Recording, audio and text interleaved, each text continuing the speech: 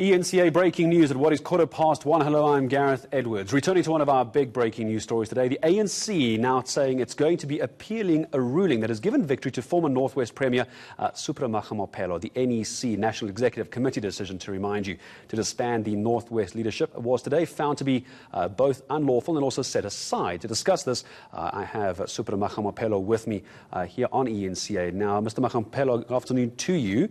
How are you feeling once that judgment came out? Well, we are not excited.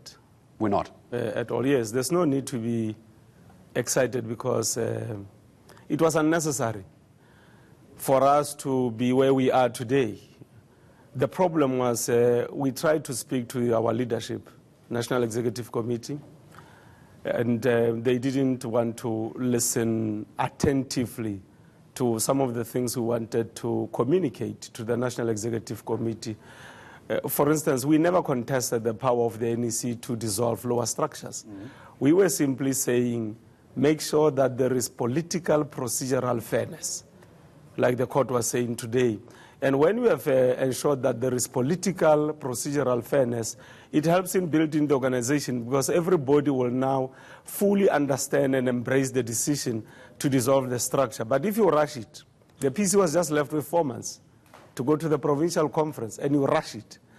And it confirms then the things that were being said in the corridors at Nasrec, that one of the casualties that must be happening after the national conference is the PC of the Northwest. And it happened the way the corridors were saying. Why do you think those corridors, to use your description, wanted it to fall that way? Why do you think that was happening?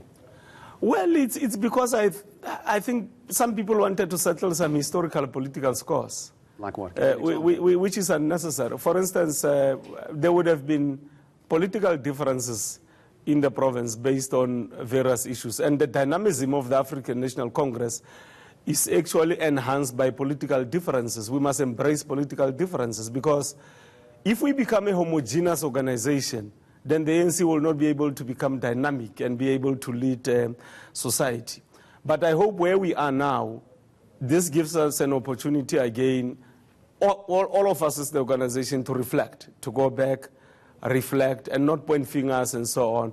Of course, I see that the leadership of of our movement says that it's going to be appealing. It's within the right of the NEC to do that. But where we are sitting, we can't be celebrating this particular matter because it has got a very serious bearing on how we want to build unity and renew the organization. I will have, if I meet the leadership of the ANC, suggest to them that we must get into a dialogue and say, how do we get out of this quagmire? But by mere fact, Mr. Mahumapelo, that they are now going to be appealing this, it seems they don't want to have a dialogue. They want the court to go back again and look at the decision which was handed down today. You're talking of a homogenous ANC. That even Zizi Kodo, when I spoke to him earlier, said that you had every right to go to the court to challenge this. You did. The judgment was handed down, or the ruling was handed down. They don't like that ruling. How homogenous is this in your mind? Is this really what you want to see from the party that you've called home for so many years? They're challenging you again. Yeah, what I'm saying is that as the ANC, we can't become a homogeneous organization. There must be dynamism. There must be differences of opinion. It's up to how the leadership handles those differences of opinion within the African National Congress. We are going to be speaking to our leadership. They are our leadership, we elected them. So I want to hear that from them as the leadership of the ANC to say, no, we don't like what the courts have said. And so remember, the courts in this country are a product of the National Democratic Revolution. They are the product of the struggle of South Africa's people led by the African National Congress. And therefore, we should be listening to the court. But for me, that is not important. The key thing is how ourselves in the province, working with the National Executive Committee, we are going to be building unity of the movement going forward. How does this build unity of the movement? And I want to move away from the court judgment today. The ANC is appealing this ruling. You've exercised your democratic right to go to court. They've acknowledged your democratic right of being able to go to court, and you would have imagined, I'm sure, that would have been the end of it. It was, you've been reinstated, and they still don't like the ruling. Does the ANC want you to be in their ranks? Even if we can go to the highest court in the land, the political challenges that are there in the organization will have to be resolved politically. That is why we have always said that these issues, because we had exhausted all the internal mechanisms in the ANC as the Constitution instructs us to do, we had to go to court, but that it doesn't end there. Even after the court, no matter how it would have been ruled, we will still go to the National General Council to raise this particular matter. We'll still go to the next national conference of the ANC to say you can't elect an NEC that takes rushed decisions. Because we were saying to the NEC, take the decision. You can dissolve the PC, but don't rush. Make sure that you are thorough.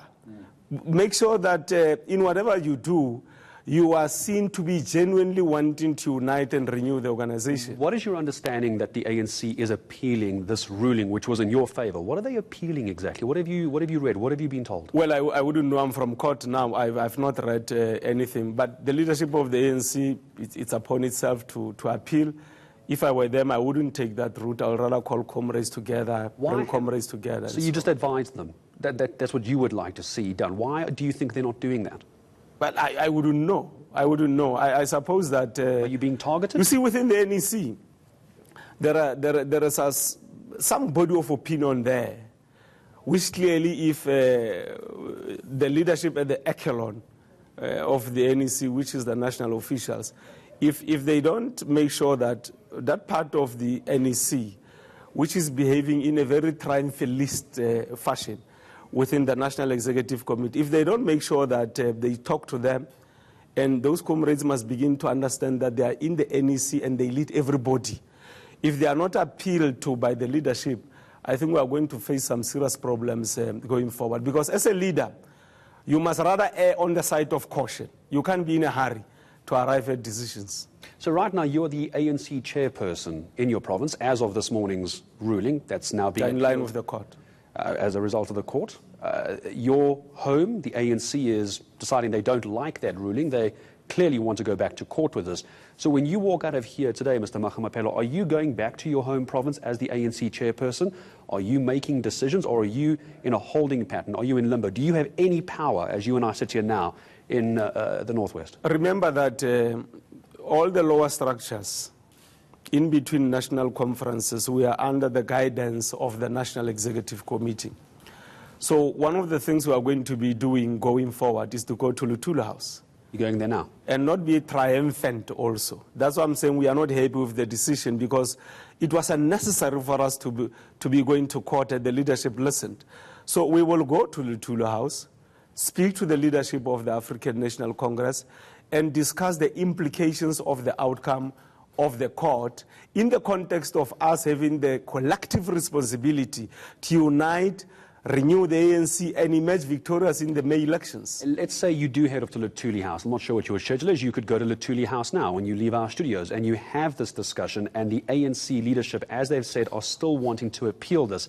What do you, as Supra Mahumapelo, then do? Do you start taking the hint, or what do you do? It's not me as Supra Mahumapelo. Remember, I'm still a member of the African National Congress. So in terms of the constitution of the ANC, as an individual member of the ANC, I've got any right to raise any matter with the national leadership of the ANC, and they've got an obligation to listen to every member of the organization. That's how you grow the organization, and you shouldn't be impatient with people who raise issues that may be uncomfortable to you as a leader. So leadership will then have to be patient, make sure that they understand the dynamics, because we are making a very simple request.